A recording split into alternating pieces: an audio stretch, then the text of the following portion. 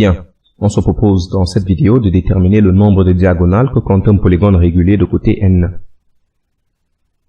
Alors, nous rappelons d'abord qu'un polygone régulier est un polygone qui est inscriptible dans un cercle et qui dispose de n côtés de même longueur.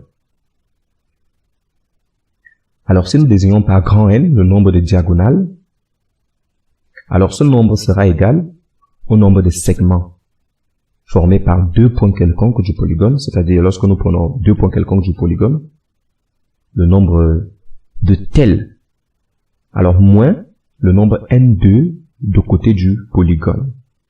Et nous savons que le nombre de côtés du polygone, c'est petit n. Alors, donc, la difficulté résiderait donc dans la détermination de n1. Alors, n1, c'est juste le nombre de segments formés par deux points quelconques du polygone. C'est-à-dire, un segment est obtenu en prenant deux points du polygone. Et pourtant, nous disposons n points, dont le nombre de segments est le nombre de façons de prendre deux points parmi n.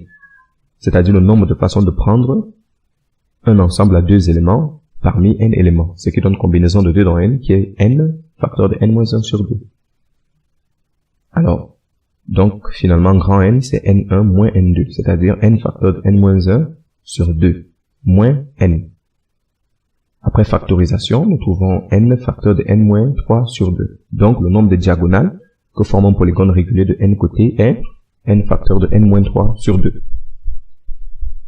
Alors, si nous passons à deux applications, nous voyons bien que si nous remplaçons le polygone par 3, c'est-à-dire lorsque nous avons un triangle, vous voyez bien que dans ce cas, grand N donne 0, ce qui est bel et bien justifié puisqu'un triangle n'a pas de diagonale. Et le cas n égale à 4, où nous avons un quadrilatère inscriptible, nous voyons que grand N prend la valeur 2, c'est-à-dire 4 facteur de 4 moins 3 sur 2. Donc c'est égal à 2, et nous voyons aussi bien qu'un quadrilatère inscriptible a bel et bien 2 diagonales.